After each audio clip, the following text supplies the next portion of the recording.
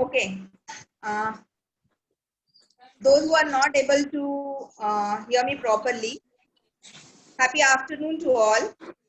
Today's session is about the issues in handover takeover from the builder and the role of provisional managing committee.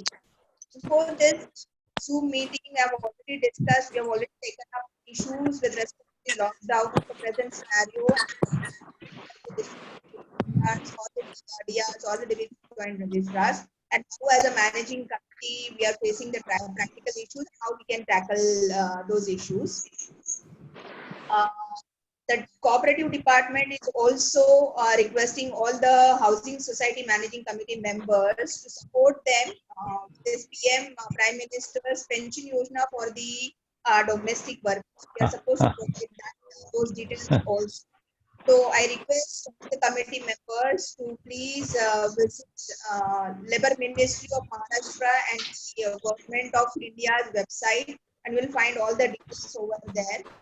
Even the commissioners from the region, that is BMC commissioner or Pimpri-Chinchwad or Pune commissioners, like this mask, using the mask is mandatory if you are stepping out of your home for buying something for essential items. So kindly follow that guideline also. So these are the things which as a committee member or maybe as a housing society we are supposed to these directions. To lockdown, the coronavirus fight a lot of courage and support and cooperation to the government machinery so that we ourselves safe, family safe.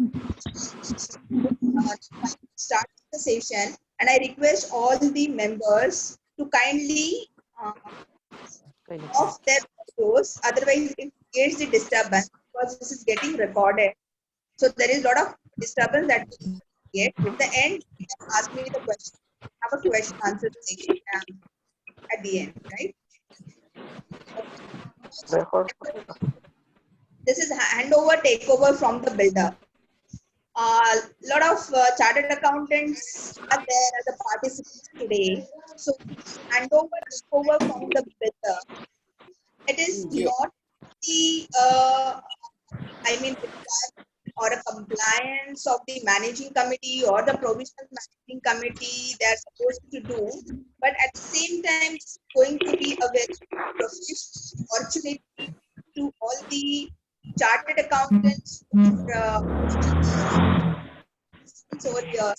For them, I would like to unfold that area where it's really, as a chartered accountant, we can really play a very great, because as I said, I am basically into cooperative practice. That is my specialized area, cooperatives and IRA. So I'm not into much into traditional practice of late, and I'm areas, non-traditional areas, which otherwise the other professionals are taking this, and we as a chartered accountant we are not able to take up these areas. So today, uh, just a minute.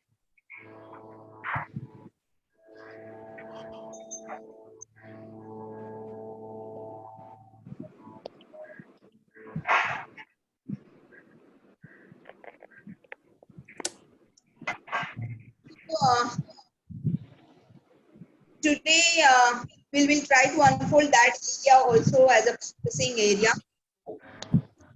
When I say handover takeover from when we say handover takeover from the builder, so not only from the point of view of MOFA provision for the builder to comply with, it is not only from the cooperative, that is MCS Act perspective, because if you see MCS Act or the laws of the adopted or are being registered for the societies. See bylaw 90 to 93, it also talks about the handover takeover from the promoter. Builder is, or maybe let's say when the society is not being formed under builder corporation, or corporation itself are coming together, and then for provision, what is the role of the provisional managing committee? right? So it is a compliance that a builder has to do under MOFA section 10, like formation of the society is his responsibility, and then handing over whatever his documents. He has to hand over. He has to maintain certain register, form 1 to form 4, and everything he needs to hand it over to the society once he registers the society. So this provision flows from the MOFA provisions. Now, they're under RERA. So all these things, these compliances are also part of RERA as such also. And MOPA as it is yet to be repealed, so still the MOPA provisions are there. So those societies which are not covered under RERA, where OC has maybe before 17, they are guided by MOPA provisions, it has to comply with these provisions also, right? So it is from the MOPA is there, compliance under the bylaw, it is there. There is a cooperative compliance in the sense when as an auditor, when you are doing audit of a society which is am I audible? Yes. Yeah. Now yes, now yes. Yeah. So There's a lot of whenever background noise. There's a lot of background noise. Please, everyone, just mute your mics. Mute your mics. I have Shilpa madam, already you just no, there are almost members. Yeah, these just are meeting etiquette. Everybody, each one of you, please kindly mute your audio so that it would be clear because it's getting recorded. So unnecessarily there is disturbance also, right? So handover, takeover, because when I started my practice with the cooperative housing society, so initially when I was doing the audits, statutory audits, I was very keen. Audits, accounts writing, billing, doing taxation or ETDS return work and all. And of late, maybe I realized that these are the areas where other professionals or other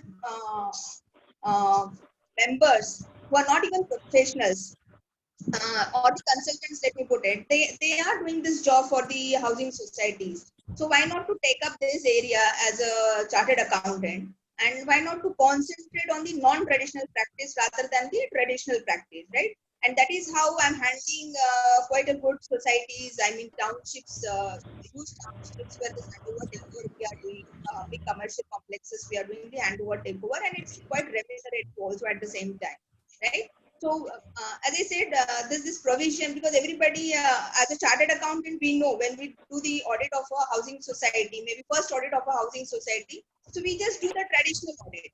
We fill a form 1, form 28, general, that independent auditors report, general remarks. So our concentration basically is on the accounts and the financials. But when I say handover takeover, and maybe in that particular audit report, you must have pointed out, okay, handover takeover is being done, or maybe you must not be paying the attention also. But as an auditor, you need to take. This is important for the of the society for which they are looking for to see whether the handover takeover is done. So now what happens is this is a provision. This is a provision under the MOPA. This is a provision under the MCS Act, under the bylaws.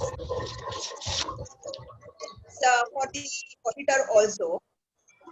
So, and this is a job of the provisional managing committee also. So, when I say handover takeover, so this handover takeover does not mean handover takeover of only accounts, handover takeover of financial aspect, that is how much you from the builder. This doesn't only mean that what are the records I'm supposed to receive from the builder, but this is something more where as a chartered accountant we are playing a great role. Right?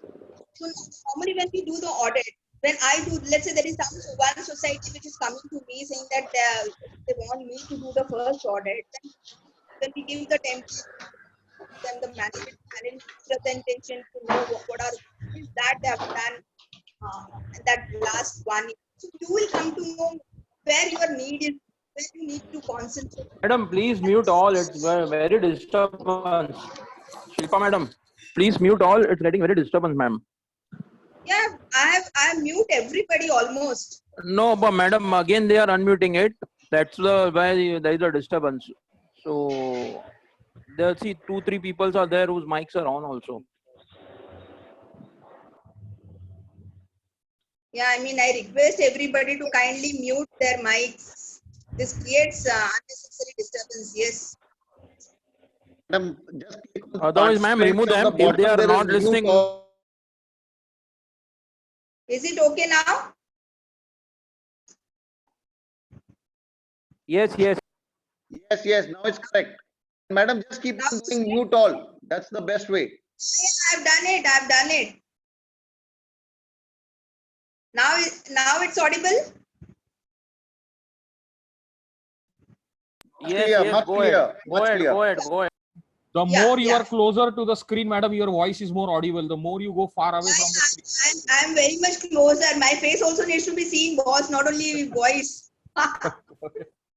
Okay. Yeah. So this handover takeover. So basically, because the chartered accountants, you people who are watching this or you have joined this, so you could be a managing committee member of your own society, or maybe a member, so your interest also lies there to know what this handover takeover basically means, right? So when we do the handover takeover, so what the first question you have to ask to the committee is, because normally there would be two scenario. One is where already there is a provisional committee which is being formed, and now they're approaching you for this handover takeover, or there would be second scene where there is society itself is yet to be registered, or maybe society is registered, provisional managing committee, they have already accepted whatever builder has given, right? So when you approach them, or when they approach you, and when you ask them whether handover takeover from the builder is being done, so their answer would be yes, yes, we have taken the handover from the builder. And then your next question should be, what is that you have done? So what they will say, builder ne meeting बुलाया था, he handed over whatever documents he has got, he made one list, and हम लोगों ने उस पे sign करके दे दिया, right?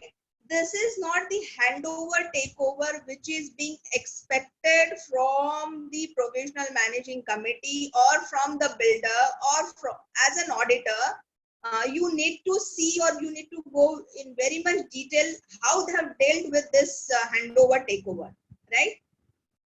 So what you have to advise them, or what you have to ask them, give me the list whatever you have collected, and then you can review it with a checklist which you should be having. So checklist, when I say checklist for handover takeover, because since it is a MOFA provision, that means whatever builder has got everything. Let's assume a scene again, that builder he has only registered the society. So there is a society registration which is under builder corporation. There are two types of forming the society, which is another area, which is a remunerative area, which we are doing, is a formation of the housing society. Now each section in the act, MCS Act, is a opportunity for a chartered accountant, right? So first is formation, and then coupled with that is a handover takeover, and then again this conveyance. So these three things. So one society you are forming, so naturally you will get three assignments. That is formation also you will get, handover takeover also you will get, and conveyance also you will get, right?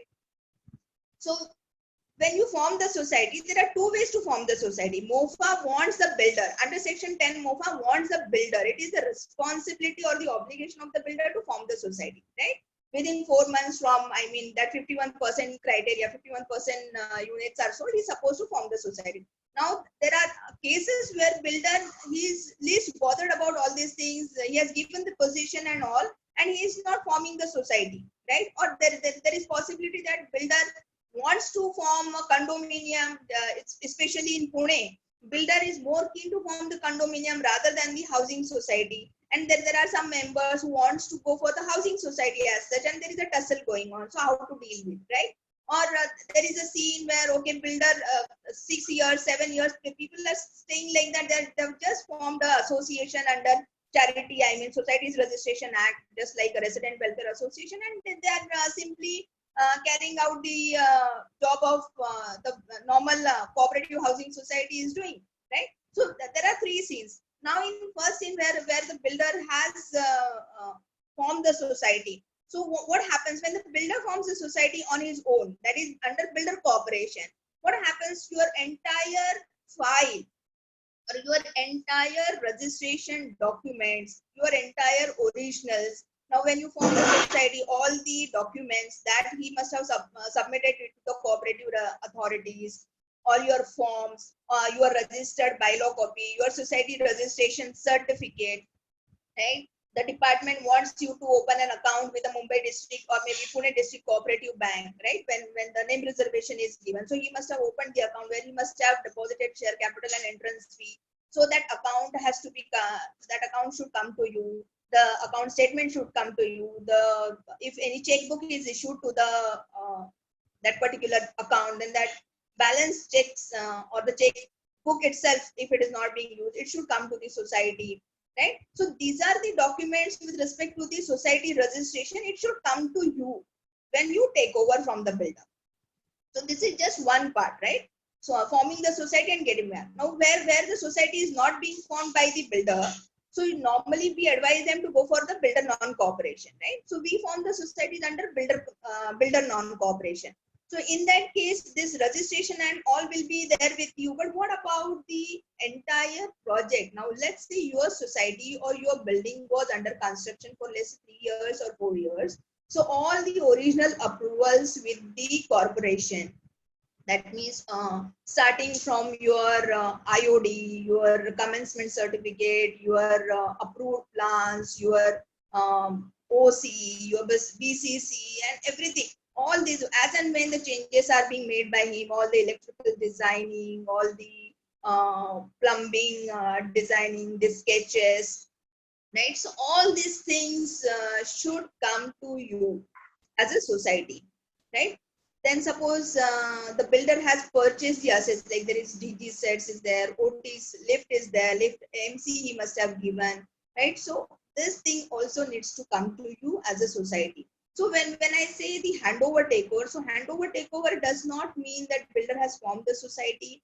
Then maybe he will say now OC has come, you have taken the position, now I'm giving it to you, so you manage the society, and this is what I'm going to give you. Then in that case, he gives you a receipt and payment account also. And receipt and payment account, nobody bothers to see whether it is correct, whether we need to go for the audit of that, whether expenditure scrutiny needs to be done, whether whatever is receivable from the builder. There are societies who are accepting, let's say builder normally says, okay, 2 crores I have collected from you, 1.60 crores I have incurred for you, and this 40 lakhs is payable to you, to the society, or maybe 10 lakhs or 20 lakhs. And when we do the expenditure audit as a part of handover takeover process, so that 40 lakhs could turn to be 80 lakhs, right? So, and that is something, a value addition that you are going to do to that handover takeover assignment, or maybe to the receivables from the builder. So when the society is being formed under cooperation, the builder only will hand over the documents, but he will hand over partial documents because he knows that nobody is going to question whatever he is handing over, and he'll just take a sign off from you saying that everything is being received. So here I would like to caution or alert all the committee members that once you are a provisional committee member, because what happens, what is the process? The society would be formed maybe either under builder non-cooperation, builder cooperation, or maybe under builder non-cooperation, right? So once the society is being formed, within 3 months from the date of formation of the society, the first general meeting has to happen. Now, first general meeting has to happen of the members, where a provisional committee would be formed. Now, this provisional committee would be there for 1 year, and then the regular committee for next 5 years would come, right? So what is the job of this provisional committee? So the job of this provisional committee, as per bylaw, if you see, it is like you have to take over all the accounts, records, whatever documents, all the financials from the builder, from the chief promoter, because when it is a builder corporation, the chief promoter would ideally be the builder. So you have to take it from the chief promoter, you have to place it on record, and then you have to see to it that you have received everything. You have to sit with the builder, you have to settle the account with the builder, and then whatever you have taken, then those things, all the originals, so I mean with respect to all the whatever, I mean MOFA whatever compliances is supposed to make, there is possibility that property tax he must not have paid. He must have shown it in the receipt and payment account that this is the property tax, but when we do the expenditure scrutiny audit, we don't find the supportings to that effect. when we go to the MCGM site, corporation's website, and you put the property tax account number, there you'll come to know what are the arrears. And then these are the issues you have to bring it to the provisional managing committee's attention. That see, he says that he has paid 50 lakhs on 1 crore as a property tax, whereas your account shows that property tax to the tune of 50 lakhs or 1 crore is in fact in arrears. That means what you are supposed to do is you are supposed to collect it from the builder now, because once the society is being formed and you have taken it over from the builder, and once you have given a sign off, then you are nowhere, like, right? Because this is a responsibility or this is the obligation of the builder under MOFA, that till the time he hands over, till the time he convey the building, actually it is his responsibility to pay these property tax and all. So this is one point where you as a chartered accountant, we play a great role, because that audit has to happen, that expenditure scrutiny has to happen, right? Then in case of a non-cooperation, what happens? Builder is not coming forward. So you will advise them to go for a non-cooperation. You will form the society, you will float the society, and maybe someone from your own members, you will designate that person as a chief promoter, and then will form the society under builder non-cooperation, and then the provisional committee would be formed. And now the job of the provisional committee would be a challenging job, because here the builder is not at all cooperating, right? So what we do, what we advise the members, what we advise the society is that there should be professionalism. What is the challenge in the housing societies? If you ask them to go for incur for a litigation, if you ask them to incur for a repairs and maintenance, they will incur those expenses in lakhs. But if you ask them, okay, these are my professional charges, there is the mentality or the mindset itself is that, okay, she's a chartered accountant or he is a chartered accountant, why we have to pay?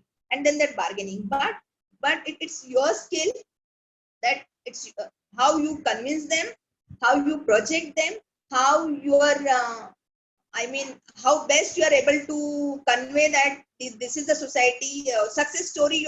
You should be able to share with them. You can give them some references, and then they will come to know that yes, she's doing, or for the society she has successfully done this handover takeover, or maybe successfully she has handled this formation assignment. So then that work will. So it's like mouth publicity and all, right? So you have to pursue them, you have to advise them. And when you advise, you have to advise them from all the corners. And as a chartered accountant, we know how we are best in that. So you need to tell them, okay, this is as per MOPA. So you can approach consumer forum also. You can go to this, because when you enter with the agreement in the agreement with the builder, so that means you are invoking contract act also, because there's a privity of contract between you and the builder, right? So contract act comes into picture. So if he is not fulfilling, your builder he has given you certain amenities, he has specified in your agreement that these are the amenities you will be getting, and if you are not getting the amenities, then we can take him to the civil court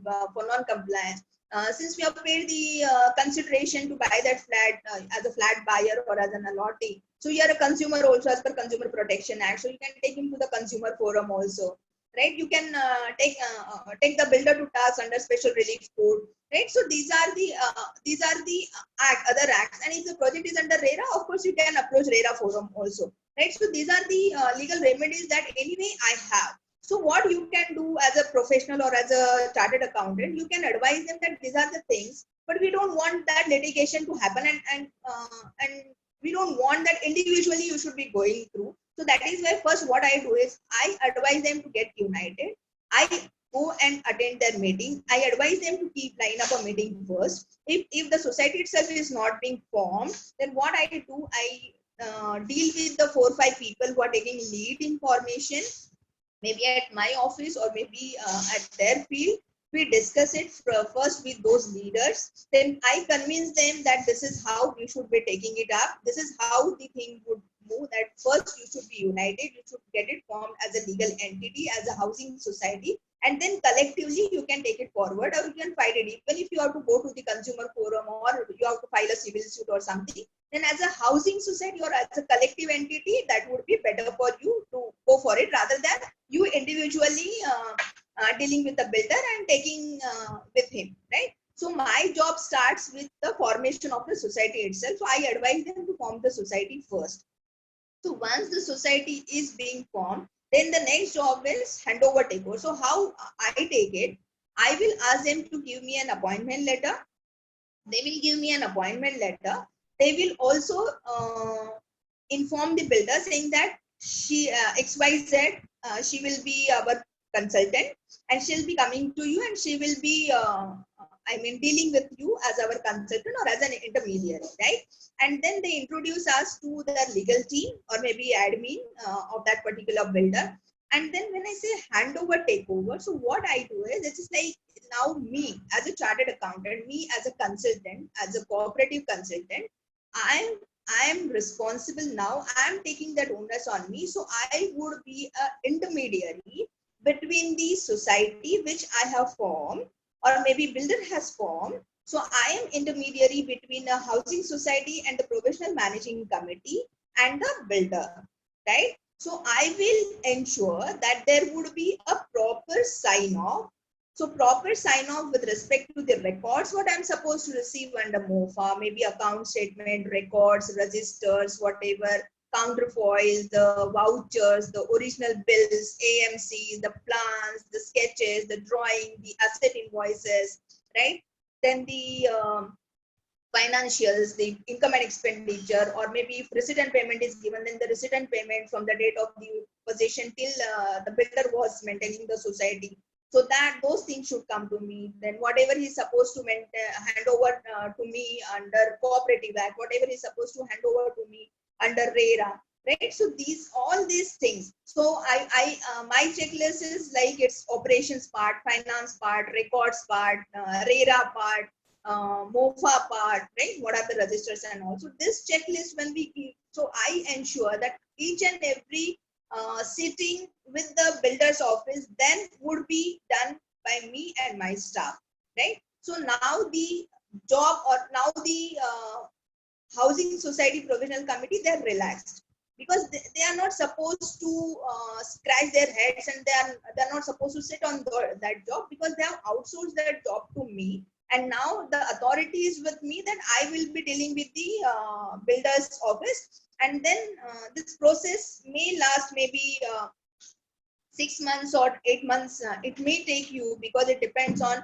the meeting you have. I have scheduled. I am trying to schedule. Let's say maybe next week, the builder person or the legal team or maybe the liaising team, the concerned person is not available. So you say no, after 15 days or maybe that is out. So it's like convenience of both the parties. They should match, and whatever meetings happens, we keep updated the provisional managing committee, right? And then there would be a day that will come where, okay, this is what my checklist, this is what I'm supposed to do, and this is what I have done. And even for the financial part, like builder has said 20 lakhs or 40 lakhs is due. After my expenditure scrutiny, I will rework out the amount and I will say, no, this is actually 80 lakh. It turns out to be 80 lakh. These are the arrears which you have kept with the authorities. This is what you have not done. This is what you have collected. These are the supportings which the originals were not available, and all these things. And we rework out that amount, and then we put a claim with the builder, and then we ensure that there would be a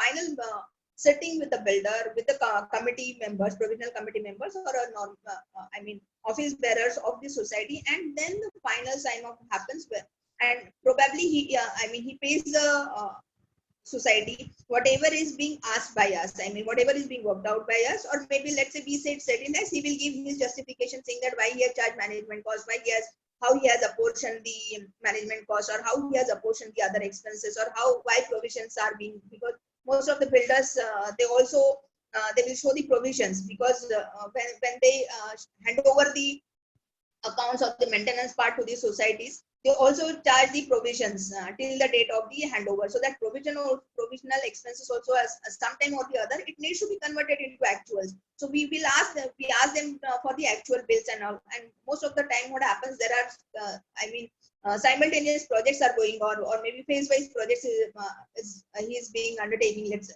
say that builder. So it happens that he must have debited, let's say, project A, project B. So maybe project A's expenses are debited to project B, project B's to project C. This happens because there is a common staff in the department of the builder also. So that is also possible. And these things you can very well get through, especially when the electricity bills are being charged. So you know that this is what the electricity meter reading, that electricity bill, if you see, you will note down the meter numbers, and then while doing the vouching part of it or auditing part of it, you will come to know that this doesn't belong to project A, because for last 6 months these are the meter readings, but for this 2 months these are the meter numbers, so this doesn't pertain to me. So this is also possible, and then that expense may go out of your books. I mean, it will not be part of your accounts or something like that, or maybe he has inflated the accounts. It's possible. So this is how actually we are supposed to take this assignment. And when you are taking it, you exceptionally, I mean, you extraordinary patience you need, and when you are taking up this assignment, you have to make it very clear to your committee members also, or your society members also, saying that they also need extra care. And while taking up this assignment, you also need to give certain disclaimers, right? Because what is my observation is, when we take this assignment as a handover takeover assignment from the builder, right? And the societies, when we give them the first, like we had a first meeting with them, second round of meeting also we do, they're able to get convinced and all, they feel good, yeah, okay, she'll be helping us for this. And then they'll give you the appointment letter, they will release your first check, you will start the assignments, and then it is like you will get claims or maybe queries or maybe job from the individual flat owners, right? So everyone would like to get their work also done in this handover takeover. So you have to be very, very cautious and clear that when you are doing a handover takeover, you have to tell them that this handover takeover is for the housing society. It is not that you are going to take up with the individual member, because what happens, the OC dates are different. OC date is one, the position dates are different. Like I must have taken position, let's say in August 2015, someone must have taken in September, someone must have taken in 2017. So how to collect that maintenance? Or the members, they say that I have already paid 2 months advance, 2 years advance maintenance to the builder. Now why society is raising me? So all these issues. Now that there are societies where it's like property tax builder ने पहले ही individually कर लिया है. So now they say, okay, he has kept it in arrears. So now I want to fight with the builder. So you take this up, and we have already given you handover takeover. So you have to take care of our individual issues also. So ये थोड़ा सा out of the experience, even हमको भी समझ में आया है कि नहीं अपने को, it's like only a handover takeover to the housing society I'm supposed to do. I'm not supposed to do, let's say, where the members are 600, 650, 800 members. Do you think it is possible to deal with each and every member's issues? No, I'm not supposed to, and that is going to be my another opportunity. So very beautifully I explained them that, okay, this handover takeover is for the housing society. My appointment is from the housing society on the letterhead, and these are my exclusions, or these are my disclaimers, that the individual issues of the housing society members I will not be dealing, though I am available. If you want to engage me professionally, I am there. You can engage me professionally, and we take up their issues also if they want. So issuing the legal notice or something. So we have, as I said, cooperative practices and network practice, right? So right now, legal notice can be issued by the advocate. So that is why even I'm doing the LLB and I'm a second year law student also, but we have advocates with us. So if legal notice is to be issued, then we help them in doing and coordinating all that stuff, and that is another opportunity for me. So the individual members' issues also comes to us. Even the property tax issue. Now there are 2-3 societies which recently we have handled, where builder has kept the property tax in arrears, and literally there was a ceiling. I mean, Leela, yeah, auction by the BMC. So they just came and simply put up the notice saying that if you don't pay the arrears, the building would be auctioned. And then in that case, like you have to give the support to the managing committee member, because they get really get there is a panicky situation, because that amount was, let's say it was in crores, almost 1.5 crores was the payment they were supposed to make, and hardly 30 members in the premises society. So the time given was 15 days time, and if they don't make 50% of the payment, otherwise the building would have been gone under auction. So in that case, you have to again sit with them. You have to give them your time. You have to make them understand. You have to relax them, saying that don't get panic. Everything will be all right. And then, okay, now it's true that builder was supposed to pay this, but since he has not paid, there is no point in right now going and arguing or fighting with him or issuing legal notice, because litigation will take at its own course of time. It may take years together. And right now he has BMC officials have just given you 15 days time, so let's not concentrate on that. Let's collect the amount and let's pay it off. And then it's like you have to make them bring them all on same page. You have to convince them, and you have to bring them out of this particular panicky situation, and you have to get this maybe earlier stuff we got it cleared, and then they were happy. And then we say, okay, we can put up a claim against the builder. Maybe we can file another complaint with, under MOFA or something. So then that is another assignment that will automatically come to you. You know, so this is like it's a cycle. It's a process. So one by one, these assignments will come to you. So once the housing society is formed, that is your first assignment. The second assignment would be your handover takeover, like dealing with the builder, sitting with. So even when you meet the builder, then because then you are exposed to the builder, right? So when you are exposed to the builder, they come to know that okay, you are there, you are into this field, you are into RERA, you are doing certain activities of RERA also, right? So you get connected to the builders also, and then from builder also subsequently maybe in future, because otherwise that would be a independence issue will come, right? So if you are handling a assignment of a housing society against the builder, handover takeover, at that time you should not be taking any assignment from the builder, otherwise that independence issue will come, right? That's not correct. That is not ethical also. So maybe in future the builder staff or maybe the builder executives from the legal team or maybe from the liaison team, they may get back to you for your RERA assignments or maybe for formation, because they have a number of projects going on. They also need the consultant to form the societies, and that is how you will get the work for the formation of the societies also. And once you get one work of a formation, or maybe let's say a handover takeover, if you are able to successfully complete, then naturally the person or the members who are having planned in this particular society where you have completed, you have formed the society under builder non-cooperation, successfully completed,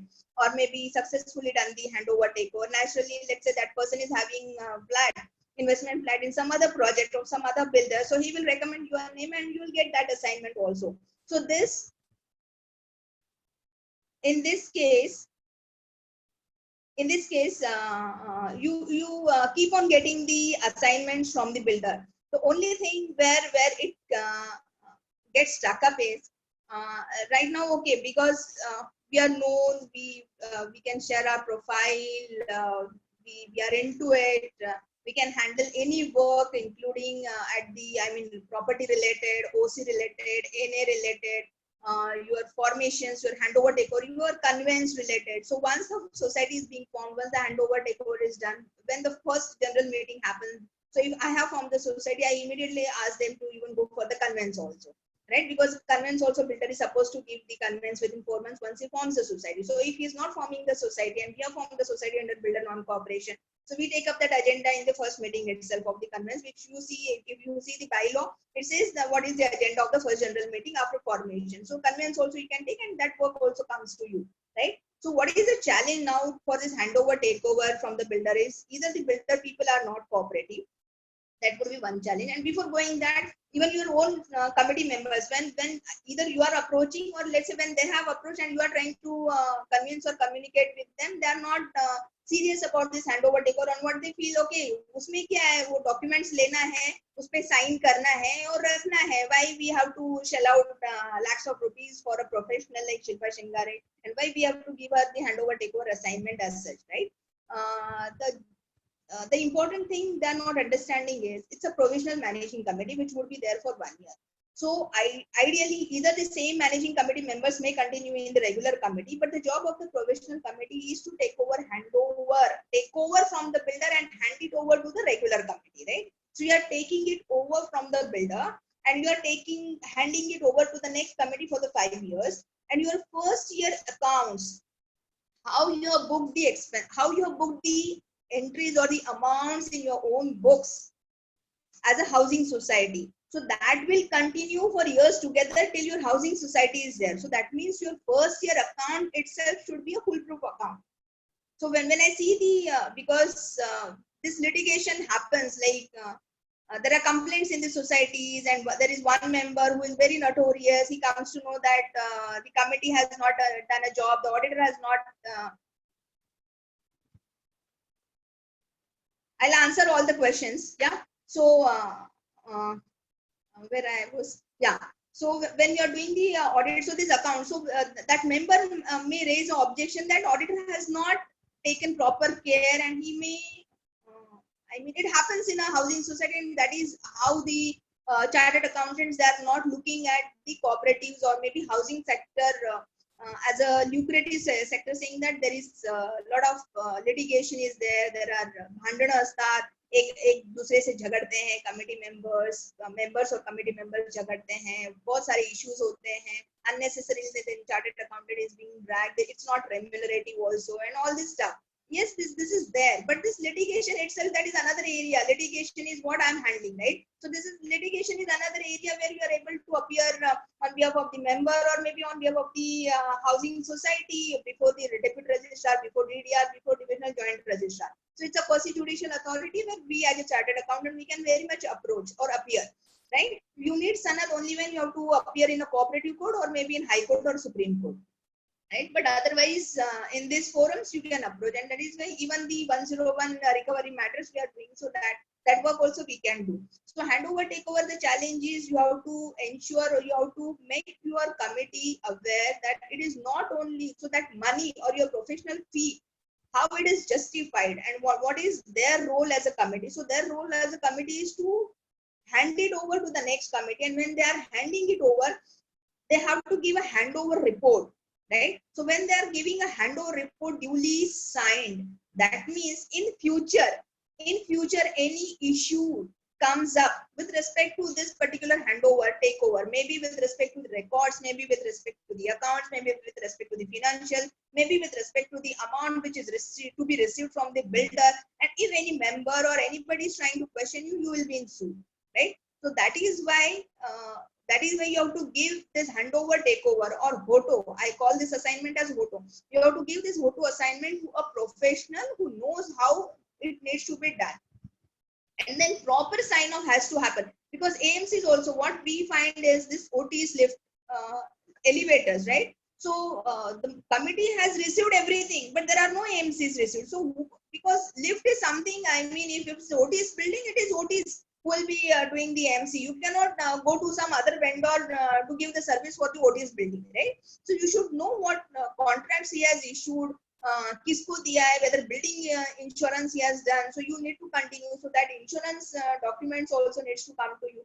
So all your registration related documents, society registration, society, I will share this. Society related documents, I mean registration related documents, your asset related documents, your original invoices related to the assets, your AMC related documents, your building related documents, your sketches, your plans, your accounts, your whatever accounts he has opened with the bank, everything should come to you as a society. Even the agreements, let's say conveyance he's supposed to do, right? So at the time of handover takeover, normally they are not keen to pass on with the original title deeds of the land. What they say, since now it is handover takeover, जब conveyance होगा तभी देखा जाएगा. So those things also you can include in your handover takeover, saying that whatever power of attorneys they must have issued, or they must be having from the landowner or the developers, all those copies, maybe a Xerox copy of that, whatever flats are there. So now normally original agreements of the flat would be with the flat owner. So a copy of each and every individual flat owner's copies also you can ask from the builder. MOFA says form 1 to form 4, it says the builder is supposed to maintain the records, whatever amount he has collected from each flat owner, right? So that register is supposed to maintain. Whatever amount is disbursed is supposed to maintain. So all these things.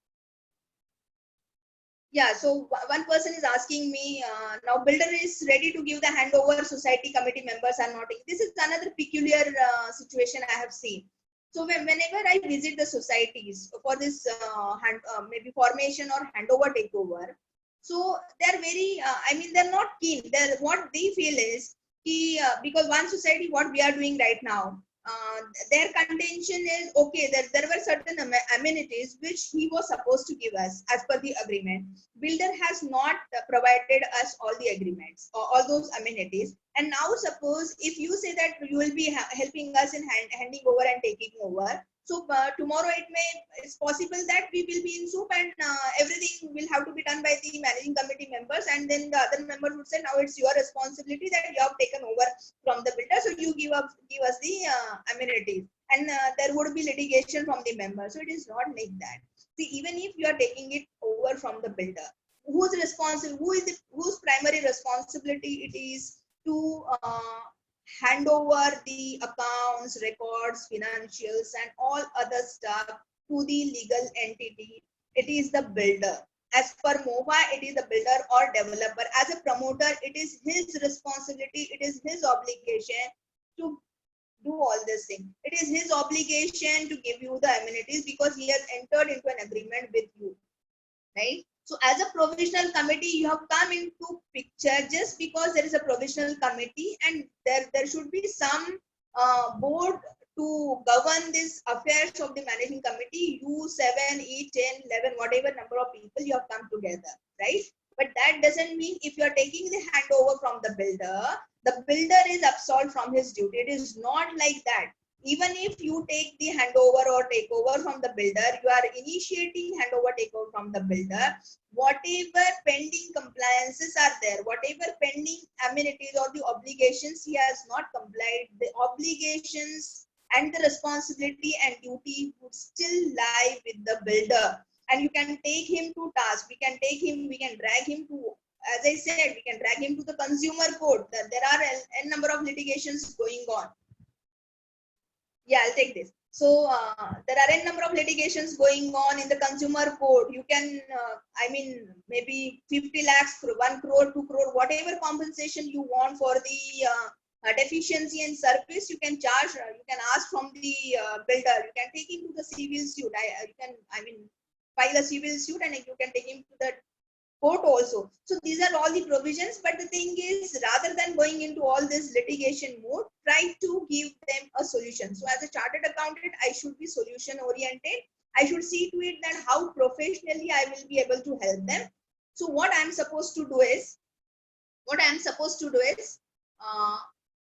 guide them properly, guide them saying that this is how you can move, this is how you can move in this direction, and then see to it that each and every stages or steps or phases of that particular your advice, each and every work will come to you as a professional, right? And this handover takeover as of, because this is, again, there is no much material available on this, right? Neither in the act nor in the bylaws, not on any of the websites or web pages or blogs will find this. So it is out of experience you will learn these things, you will learn these skills. You have to keep on reading, you have to keep on meeting, and then issues you will automatically come to know. Now, one question someone has asked me just now, that normally the provisional committee is close to the builder. No, it doesn't happen always. Even if they're close to the builder, see, whoever is coming into the provisional managing committee, a lot of awareness is needed. When I say a lot of awareness is needed, people join the housing societies, they come to the committee or they become the managing committee members, but they don't understand. I mean, once you have accepted certain things, you are at the helm of affairs, then you cannot say that I don't know what is cooperative law all about. I'm not aware of the bylaw provisions. I don't know what is MOFO all about. I'm not aware what this handover take, or let the office bearers takes care of all this. It is not like that, right? So Latin, there is one maxim: ignorance of law is not an excuse yet. That means once you are into it, you have to take it on your head. And as far as bylaws are concerned, it is not the office bearer. That means it is not only the chairman, secretary, or the treasurer who are responsible for all the acts and initiative. It is the joint responsibility. Jointly and severally, each one of you are responsible for whatever you are supposed to do as a committee. So when I say provisional committee, the provisional committee should specifically deal, and they should specifically see to it that there would be a proper, because their tenure is 1 year. So why that 1 year? Because that is the settling time. That means you will settle that committee or a team, because members would be joining. Maybe when the society is formed, let's say only 51% or 60% members must have joined the formation process. So slowly members will join. So there would be joining applications would come. So you have to place them on record. You have to enter those members. You have to set the tone, and then the financials you have to take it from the builder. You have to see to it that the account, the maintenance you will be charging to the members. So you have to work on that. It is not that the builder was charging on square foot basis. So as a provisional committee, I will also charge on a square foot basis, because as no, there is a April 2000 circular GR is there of the cooperative department that maintenance cannot be on a square foot basis. Why builder charge it on a square foot basis? Because they are maintaining n number of projects. It is not possible for them to divide the common maintenance on unit basis, and they are not governed under the MCS Act. Under MCS Act and MCS Act, if you see this GR specifically talks about that the maintenance has to be on a, common maintenance needs to be collected on a unit basis. If you see the bylaws, your bylaw 65 to 67 also talks, housing bylaw, how the common maintenance of the service charges are to be collected, how they need to be apportioned. That means this is the job of a provisional committee to devise a maintenance bill. So builder takes, let's say, 3 rupees, 5 rupees, 5.5 rupees per square feet. But when you as a provisional committee, you come into picture for 1 year, your job is to devise a maintenance bill also. So now you will have to segregate. So you have to segregate. So that is one responsibility of a managing committee, right? So you have to hand over, take over from the builder. You have to devise the maintenance. You have to ensure that the functioning of the committee would be smooth. Whatever corpus you have received from the builder, you have to invest it in a whatever norms or whatever instruments or the securities which are prescribed under section 70 of the MCS Act. So you have to park those funds, you have to earmark those funds, you have to start collecting sinking fund, you have to start collecting repair fund. All these things you need to do as a provisional committee, and when your term will come to an end, that means you will be completing 1 year, you will hand it over to the next committee or a regular committee, and then your accounts will be smooth. So that means you as a provisional committee, your job is very crucial and very important. So please, you have to ensure or you have to convince your provisional manager very seriously. So when this is like when the formation is under builder cooperation or builder non-cooperation, or the third scene which I said that maybe 5 years or 6 years, the members they have not even formed the society. They're just resident welfare association they have, and they're running the show. So you need to convince and communicate with them, saying that this is not the association, but this is the proper way of handling members, maximum members or the financial legal entity, is the best entity for them, and that is how you have to convince them. Okay, there was one question. Someone is asking me how much time normally this handover takeover. See, this handover takeover, as I said, it will take minimum 6 to 8 months. You are able to. Ma'am, couldn't hear your answer because there is a lot of disturbance.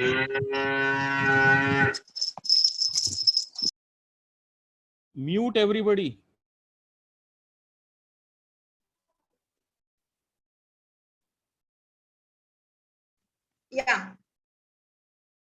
Yeah, so handover takeover will take 6 to 8 months, and it depends. How fast your provisional committee is able to give you whatever you are asking them to give. Then how fast you are able to line up the meetings with the builder, and how cooperative and accommodative your builder's staff or the executives are. So all these things would decide a time frame, but ideally or normally we say that minimum 6 to 8 months it will take, because we know that these things are very difficult when you are dealing as an intermediary. You have to take care of society members also, you have to take care of the builder office also, and you have to adjust your own schedule, right? So that is how you have to take it. 6 to 8 months you can take the minimum time frame. Anyone else wants to ask anything?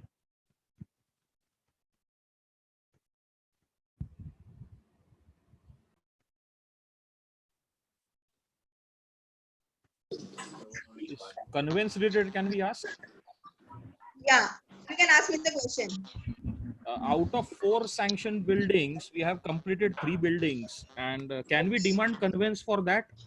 Because one building is it under construction. He has made the society for 3 buildings. You have got the OC. OC is there, society is registered also. Yeah, conveyance is possible. See, if there is a common layout, that let's say there is one building which is still under construction, 3 buildings are completed, individual societies still they can go for the conveyance. Let's say there is a common layout and 4 buildings are there. You can form a association of allottees or association also, association for conveyance purpose as per the amended should not be a problem. And whose responsibility then is the in the conveyance, and the clubhouse area will come to the society, or it will be shared asset? It's the responsibility of the builder. See, it's like promoter. The word used in most is promoter, right? What is conveyance? The conveyance is your land needs to be land and building needs to be transferred to the housing society. So ideally, on the PR card, the society's name should come, right? So that is what the conveyance is. So it is the responsibility of the builder. It is the responsibility of the builder actually. And if builder is not cooperating, if he under MOFA, dim conveyance is what is being mentioned, right? So when we say conveyance and dim conveyance, what is the difference between conveyance and dim conveyance? Conveyance is the builder is cooperating and he's giving you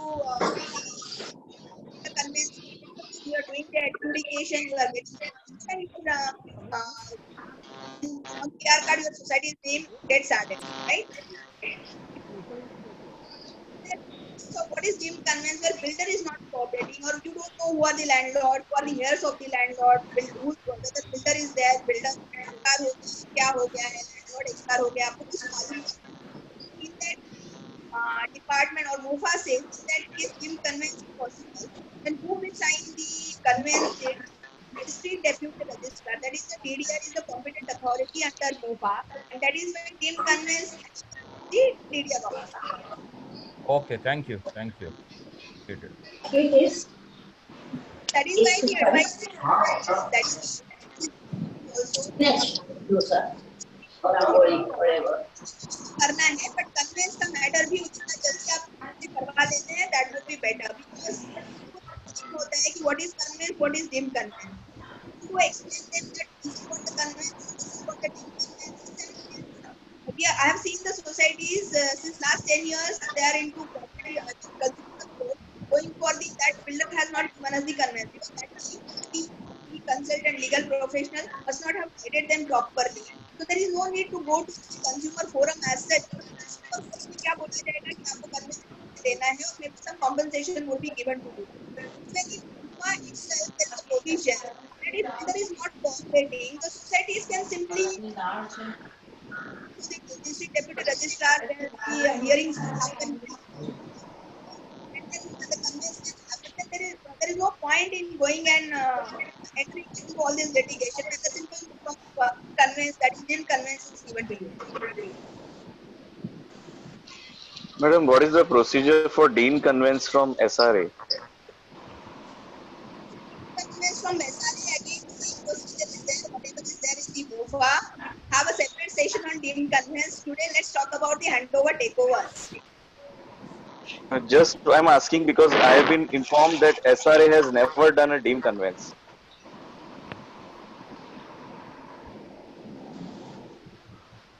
Hello.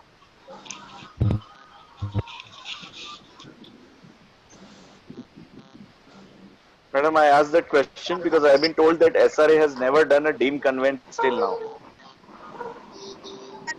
Done it, but we'll share with you what is how they can do it. We will take the next session with you on the conveyance and dim conveyance. That time we'll deal with this question. Right now, let me concentrate because already we are on 5 o'clock. Let's take up the handover takeover questions. In the new managing committee, which is formed after the expiry of the provisional committee, can the process again for handover with the builder? Yeah, handover takeover can happen. See, that is what I said. See, even if the society members, regional committee must have given a sign off to the builder saying that they have accepted everything. But instead of doing member, they should not be giving such kind of sign off unless and until they are 100% sure that they have obtained everything. There is no awareness and they lack this awareness and they are very casual in this. Let's assume that they have given a handover, takeover, and they have done the sign off. Still, you can ask them or you can advise them to go for a proper handover, takeover assignment. You can still deal with that. It will not be a problem because it is the obligation on the part of the builder. So, there's no need for them. Madam, I have one more question. Our builder has done handover partially, and he has 4 unsold flats in the society. So till handover of accounts, can society prevent him from selling those flats? As per MOFA, if you read section 10, section 10 says that the builder has to form the society, right? And once the society is being formed, he also has to join the society as a member. And then it further says that whatever unsold flats are there, society will invest. That means he can put flats in the open market. Madam, you are not audible. As per MOFA section 10, the builder has to form the society. He has to for the unsold flats. And it also further states that whatever unsold flats are there, he will be, he will have the authority or he can sell that flat in the open market. That means society cannot take any objection. That is how it says. So whenever you are dealing with, whenever you want to go for a, operating business or base maybe पानी dealing में with the assignment or thinking of doing any assignment, Jasmine जो तो इसमें से थयो accident so Because Madam, he's not being paying maintenance builder. for those unsold flats.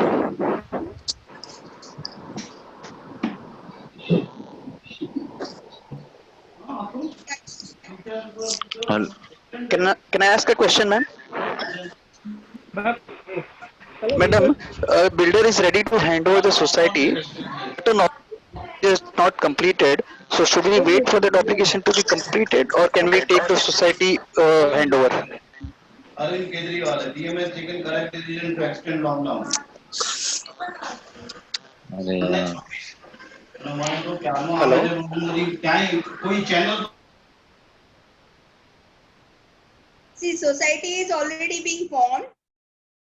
So there is no need for you to wait for the handover takeover, and you please go ahead or you advise them to go ahead with the handover takeover procedure.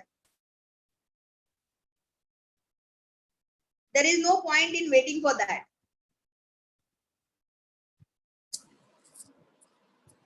Yeah, anyone else?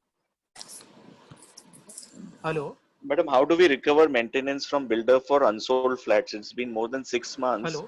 He's not being Yeah. paying any maintenance for the unsold flats, and he's not even done the accounts handover. Yeah. So See, we are right now putting interest on him. yeah, where the flats are unsold, naturally, as I said, section 10 of MOFA says that the builder will form the society and he will join as a member also for the unsold flats, and eventually that means he will have to pay for the maintenance also. Now, if the builder is not paying the maintenance to section 101, which was there in the erstwhile MCS Act, now post amendment, it is section 154B29. So under section 154B29, you can put up an application with the deputy registrar for recovery of the dues. That is what you can do. Which you do for the normal member. During Okay, the thanks. during the handover process, if you come across that if the builder was charging excess money, okay, Yeah. if he has collected excess money from the members, and if you have found that during the handover process, so what is the next step? Like once you have identified that the builder has collected excess money, you as a society, the society will have to recover that money from the builder. So is it again a lengthy process to recover that excess money? Or like what is the process? This would be an individual member's this thing. See, because when the society is being formed, builder has collected money individually from the members, right? Yeah, the Builder maintenance money. he has collected individually from the member. Now, after the legal entity is being formed, we are going to get whatever, he must have incurred for the project. But here, whatever is being collected from the individual member, it is like individual member will have to deal with the builder. It is not that the society would be dealing with the builder. Normally, what happens, builder will give you one Excel sheet saying that this is what I have collected, this is what I have demanded, this is what I have collected, this is what the arrears is from the members, right? This is how the scene would be in case of a society. And what happens in the accounts, you find that there would be contra entry, receivable from the builder and payable to the member or something like that. Both the sides you will find those accounts. But this is, I mean, as far as with actual accounting is concerned, it is not correct, because whatever is being collected from the individual member, that should not come to the housing society's books of accounts, because you as an entity, you have started or your operation starts from the date of the society registration certificate. So anything prior to that, you are not at all concerned, and you cannot even take it in the member's account. You cannot debit the member's account also for that. So that is individual member will have to deal with that. Madam, I have one last question. The builder has handed over the society partially, as I said, but there is some pending infrastructure work which is not completed. Now, since society has been handed over, it's been a while. So members have now collected a fund as a development fund, and it's about 25 lakhs. And we have spent that money on completing that pending infrastructure because builder was not doing it. So during handover of the accounts, we are going to take it up with the builder. But when we go through the MOFA provisions, it's not very specific. For example, like boundary wall and CCTV cameras and things like that. It's not like very specific, which is there between us and the builder. So, is there any escape route for the builder to not pay those to us? Whatever you will be guided with your agreements, whatever agreement he has entered into with the individual members. So normally there is a standard model form of agreement, maybe under MOFA or as of late now under RERA, right? So whatever amenities he has promised, and if he has not given any amenities, and if this including this boundary wall or something, if that is not part of the amenities, then ideally you will not be able to take any action against him. But otherwise, for the pending amenities or the pending infrastructure, definitely, since it is part of your agreement and he has not complied or he has not fulfilled those things, so you can take him to the, maybe the consumer court would be the route, or maybe the civil suit you can file against him. Madam, in previous question, the sir had asked that if a builder is a member, and then once he sold the flat, then again we have to collect the transfer premium in that case. 25,000 rupees. Yeah, definitely. Okay, thank you. Okay. Because now it is society which is being, and he's a member. Hello, madam. One query I had. See, there are, in one society, there are 3 to 4 small societies and in one big society. Okay. Now, what happened when the last society, hello, can you hear me now? Can you hear me? Hello. So the builder has constructed 14 buildings as such. Now 9 to 10 buildings were already completed and 3 separate societies were formed. Now the four buildings which were left out, one society is formed now. Now the builder, when this handover is done, the builder apportions an X amount to the 4th building which is under the process of handover. Now how this apportionment of this expense is done and how to audit that aspect? Hello? Hello? What is that he has apportioned? What is that he has apportioned? He is the apportion the common expenses of the apex, common expenses like gate security charges, parking charges, X amount he has apportioned. Yeah, that is what I said. This apportionment only, that I mean, you need to sit with him and you need to ask him how he can, or what is the basis for apportionment. It makes sense to form a federation under MCS Act. That is going to be your another opportunity as if you are a chartered accountant, because individual buildings are already formed, and under MCS, if you form the federation, 5 societies, right? So at least 9 societies, you have got 9 societies. So let's say more than 5, Yeah, maybe yeah, 6 right. societies, 7 societies, whoever is comfortable, you form a federation and you take care of the common maintenance now. Why the builder has to take care of it? Okay, okay, okay, okay, okay. That Fine, fine. should be Madam, better. just That madam, Yes, should madam. be just better. going back to the Because how, on what basis he has apportioned that you need to ask, and I mean sit with him and you need to ask him, maybe through the Yeah, letters or something. So as a one yeah, society you no, won't be able to ask, right? As one society you won't be able to ask. So you can form a resident welfare association under Societies Registration Act, or maybe federation would be better because you are already 9 societies. So we are forming federations also, okay. right? So that is this way. Yeah.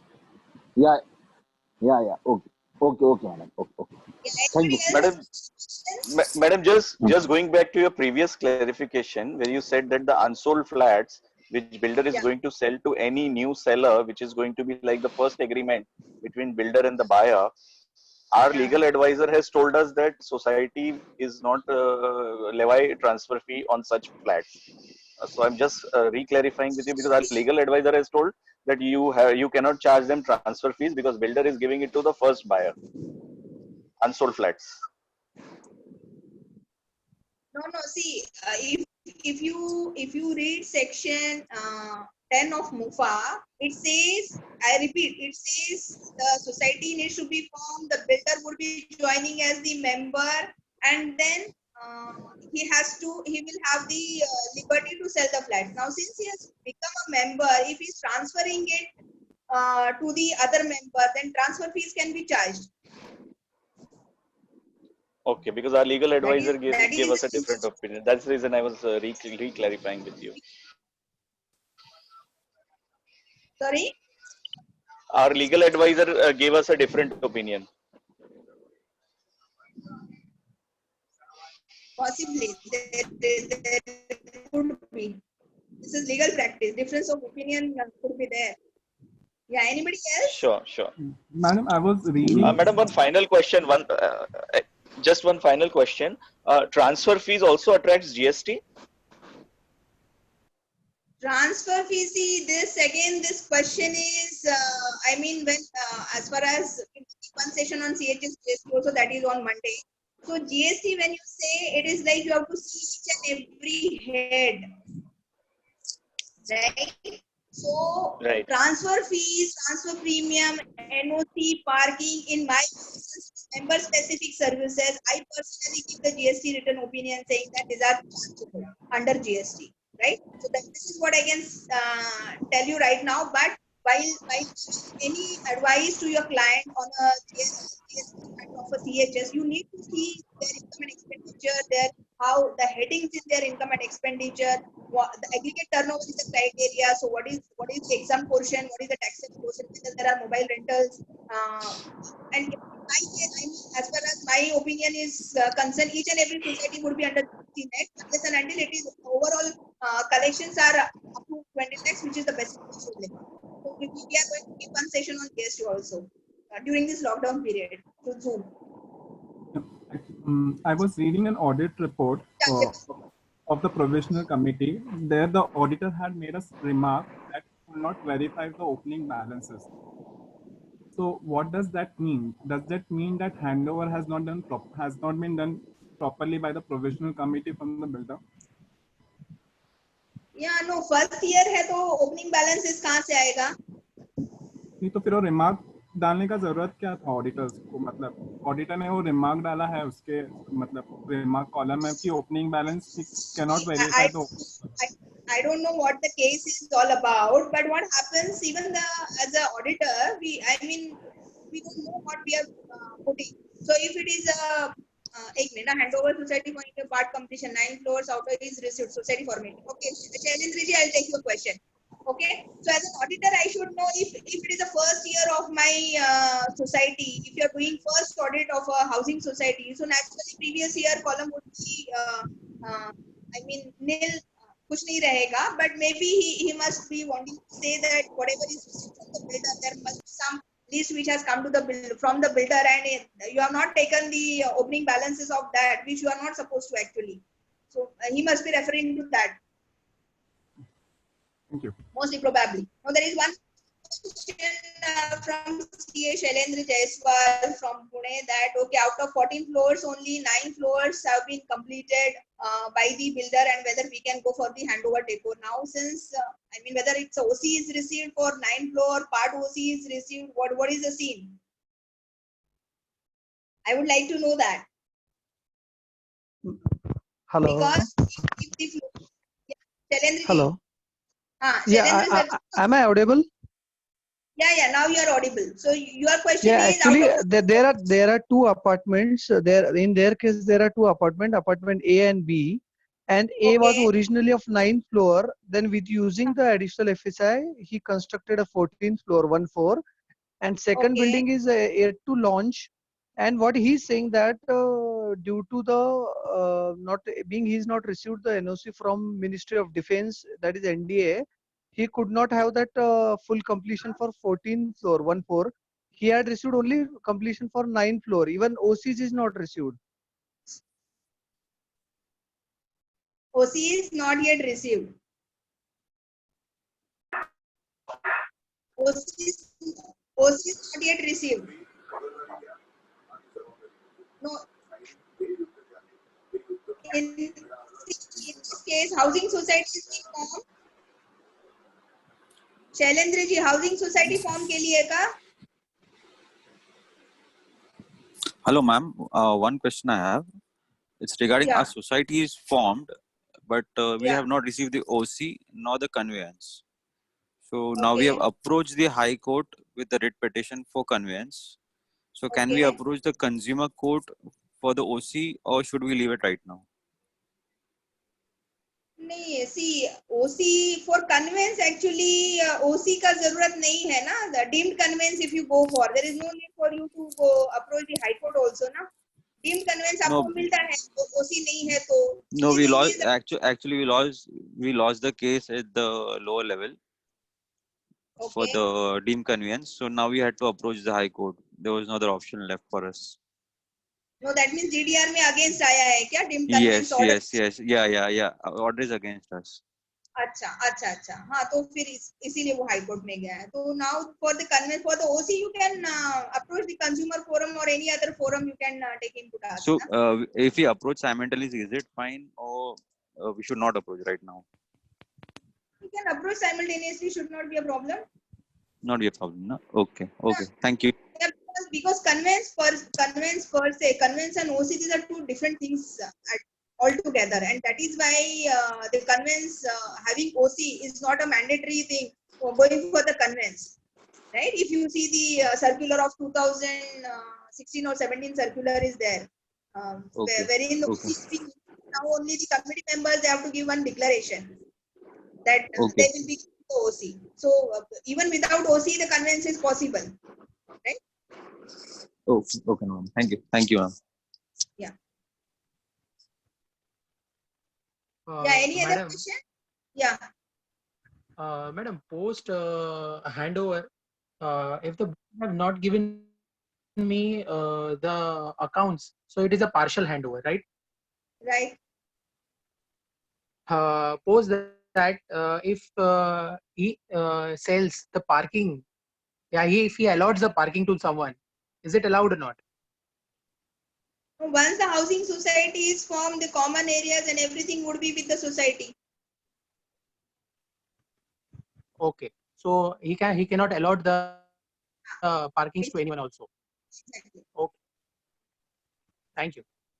Yeah. So I think anybody Hello. else? Hello, madam. One last query, madam. If some infrastructure is left by the builder to be completed and he is not cooperating and he is trying to hand over all the aspects, what action can we take regarding this? Your voice is not clear, sir. Who is not cooperating? If certain part builder is not cooperating, builder is not completing certain aspects, we say. Okay, and he is handing over and he just says these aspects or something he has not provided of proper quality. Now he is not cooperating and he is not replacing one which was promised. What action can we take against him regarding that? Yeah, Shailendra ji, I'll take your query and then we'll wind up. See, if the builder is not cooperating, builder always says that, okay, whatever I'm giving is the final thing and you have to take it, right? But as I said, even if there is no cooperation by the builder, you have to involve the professionals who would be dealing with the builder. So if that professional is also having a legal background or having a legal team, so फिर वो जब थोड़ा legal language में आप बात करते हैं ना, if you initiate maybe as a housing society, you start initiating legal notices to them, then थोड़ा वो काम हो जाता है उनका, वो pressure at आपको करना पड़ता है. And then if he's not taking or giving justice, or he is not listening to whatever legal notices you have issued, if the project is under RERA, you can go to RERA. If project is not under RERA, then as I said, you can initiate a legal action against him. Maybe under MOFA, legal action under MOFA, maybe consumer or something. You should not be keeping quiet, that's all.